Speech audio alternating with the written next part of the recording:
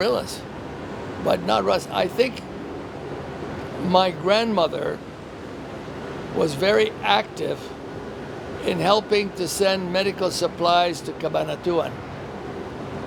And I know a researcher in the US that says that she sent diphtheria medicine, which saved many people's lives. Very, very important Chinese-Filipino businessman. Really? Name of Lucio Tan. Lucio Tan. Filipino siya? Yeah, Filipino. Lucio Tan. I think he owns Philippine Airlines. You see. So just this is his personal area. Kind of. Because people tell me he's afraid of being kidnapped. Kidnapped. So nobody knows which car he's driving in. Nobody knows which helicopter he uses. See? He's leaving now? His building is over there.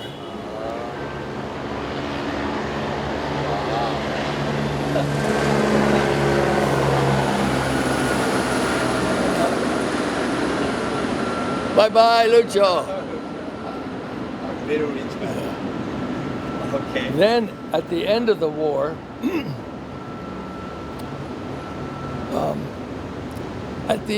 it must have been October, November 1944. My aunt, her family has an hacienda in Batangas. She's invited all of us to go to stay in the hacienda. But my grandmother and my uncles, they decided it was probably safer to stay in Manila. So we did not go. My aunt and her family all survived the war. We were in the wrong place. But they thought that it was safer in Manila. And if Manila had been an open city, yeah. But no. I also at one time was invited to go to Sandhurst, which is the British Military Academy. They had a discussion on the battle for Manila and what they called Fibua, fighting in built-up area. Now, I disagree with the conclusion of that discussion because the conclusion was you must always leave an exit so that the troops can go away to fight again. I think that the troops under Admiral Iwabuchi were here to stay. They had no intention to go somewhere else, only to stay here. So to say you must leave an opening where they can escape wouldn't happen here. Now, I also wonder about the American military that entered Manila, landed in Lingayen in the north, and they came down to Manila. 1 month after the Lingayen landings, the Americans landed in Nasugbu and airborne in Tagaytay.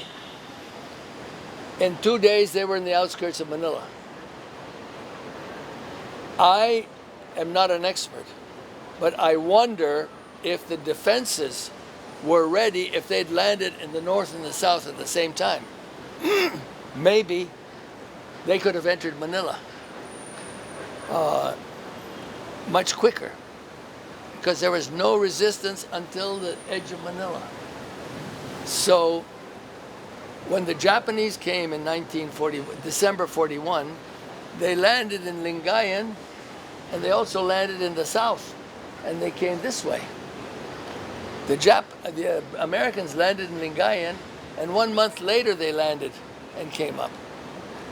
So I don't know to what extent wrong tactics could have changed. Different tactics could have meant saving some of Manila, because by the 1st Cavalry rescuing Santo Tomas, all the Japanese moved south of the river. Those are the slums of Tondo, Binondo. All this, what survived in Manila were the slums, the poor areas of the north. All the nice areas were destroyed. All the beautiful places, starting the walled city, it's all those legislative buildings, the city hall, all of that. Beautiful parks everywhere. And the boulevard was fantastic. But we will never know to what extent different tactics might have had a different result. There is a book by a Colonel Connaughton. The title is MacArthur Defeat in the Philippines. He talks about the pre-war army here were not thinking like soldiers. They were thinking like civilians. Because he said when they were going to Bataan,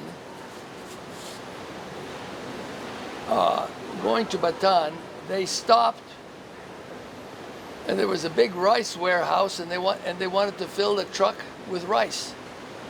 And this American Army officer pulled his pistol out, and he says, "This is private property. If you go there, I shoot you." Now that is the mind of a civilian. Instead of saying, "I will write about this, and after the war we pay them, but we need the rice." One of the problems of the defenders of Bataan was no food. So to see an officer with a mentality of a civilian, you know, nobody was expecting the war. Some people were expecting the war, but not everybody. And I can remember one day during the war when Tojo came for signing the peace treaty. All the schools were asked to send representatives. And I thought this would be very interesting. So I volunteered to go with St. Paul's Convent. And we went to the Luneta. All have to stand in different places by the schools, etc. And when they make the signal, we had to say, "Banzai! Banzai!" So yeah, and bowing, and Tojo was there, so they signed the peace treaty. I don't know if there or someplace else. But when I came home, I was late for lunch. When I came home, my family were very mad at me. "You should not go there, that's not right." But I wanted to go because I was curious. So. What do you feel about that? You did the banzai. No feeling. No. Banzai. You have to fall banzai. 3 times. When did you see the Japanese soldiers the first time? What do you feel about that? Nothing. Not scared or? Well, first of all, when the Japanese soldiers came in the 3rd or 4th of January to look for foreign civilians, we were put in the maid's room in the back. "Be quiet, wait here." And my father talked to them, and they said, "Who's there?" And they decided, my father has to go, but not the rest. And so, but we were hiding. And it was after that you would see a few soldiers walking around. Not much contact with the soldiers the first few years. Have you ever watched the Japanese soldier slap the people's face? Oh yeah. You have seen that? I've watched Japanese soldiers slap Japanese soldiers. When you see this kind of situation, what do you feel that's the... Over here, nothing. It has nothing to do with it. But we used to say in the Japanese army, the officer slaps the sergeant slaps the private, and the private slaps the Korean. That's what we used to say, because the Koreans were the lowest. So I would say, all the way down, the officer, the sergeant, the corporal, the private, the Korean. So that's one of the things we used to say. I don't know if it's true. But if you didn't bow properly when you pass the check at the end, if you don't bow properly when you pass the checkpoint, they slap you. Or they don't let you pass. And I don't know how to say it now, but I used to say, my house is there in Japanese. We had to be able to say so that we could pass. And then, of course, no cars, no trucks except the Japanese army. Everything else was kalesa karomata, the horse-drawn, or you walk. And that was it. So Manila without traffic. What a difference from today. Yeah. So when you escaped from the Marat area up to the north side of the Pasig River, you said that like one GI helped you escaping, right? And then another time, have you ever feel scared or something like that because the snipers or the shell? You had to move area to area. Maybe some people were scared. I was always very curious when I was young. At the time, I was at 12 years old. I was the oldest member of our house because all the family taken. 200 people under our house. But when they go to talk to the GI, they asked me to come with them because I represent the house. And we went to talk to this GI hiding inside to ask him his opinion, and he says, you should cross tonight, because if we pull back 200 meters, 300 meters, it's not so safe. And most of the people left. A few people stayed in our house. And I heard later that a group of Japanese soldiers came into our house and looked in the garden. I don't know what they would have done if they found 150, 200 people there. I don't know what.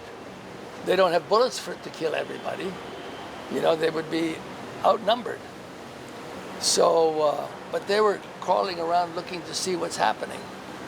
More interested in fighting than the civilians.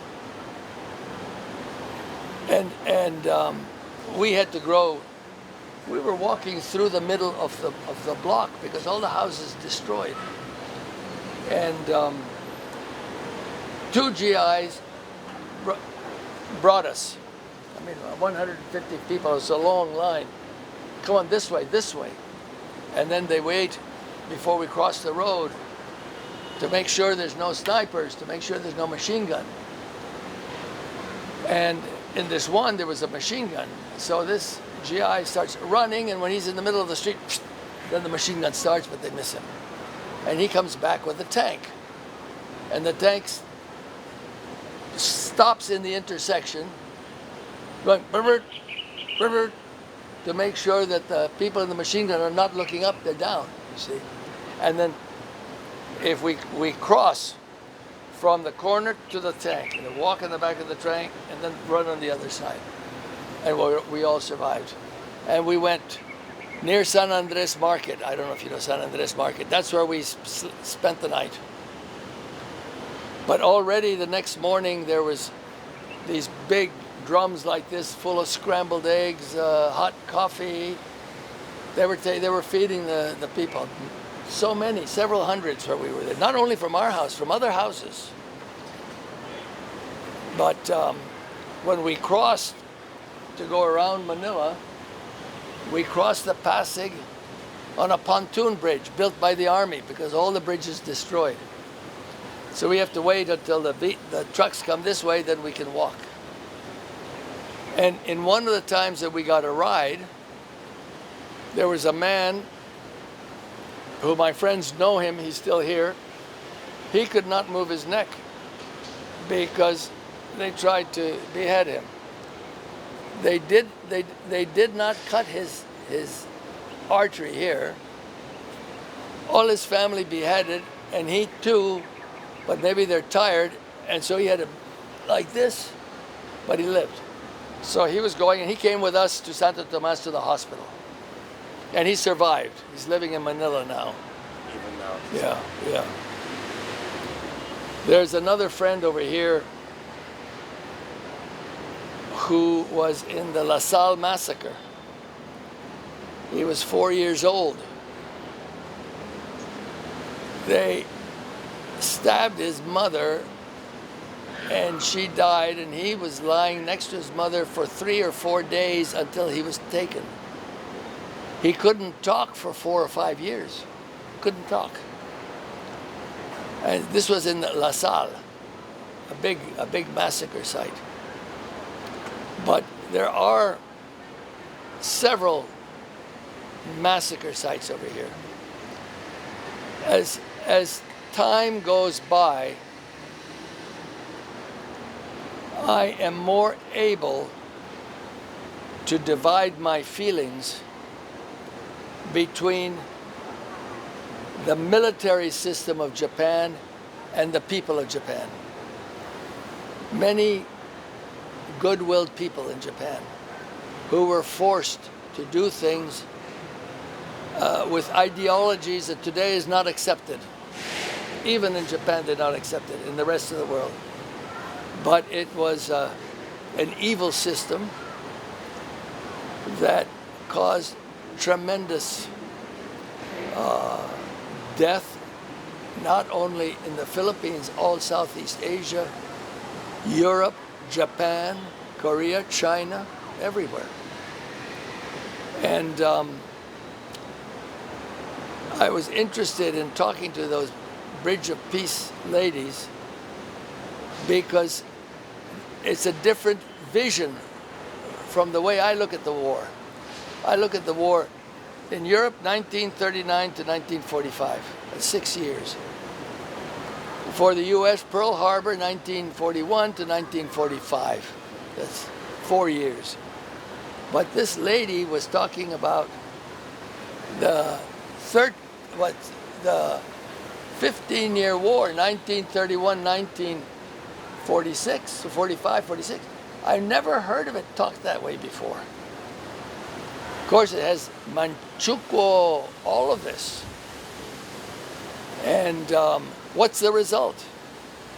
Hardship for millions of people, especially for the military system that started it. Nobody wins in war.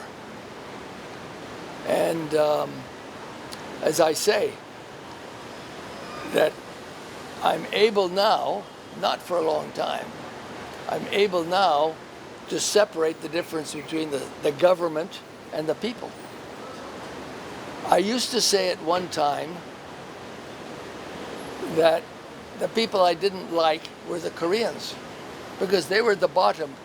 Everybody slaps. It's the Korean that slaps the civilian. See that? And but after 1.5 years in Korea as a GI, I see they're wonderful people also. Very different from the Japanese, very different from the Chinese or the Filipinos, etc. But they're fine people also. And when I was there, the country was destroyed. Seoul was destroyed. So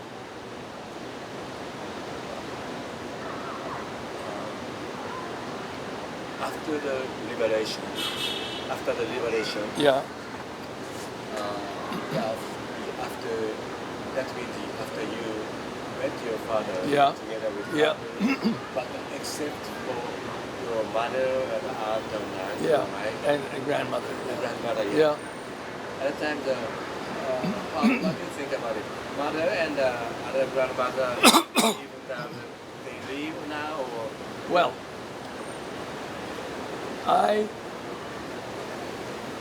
I was came back, and I thought, my mother's alive.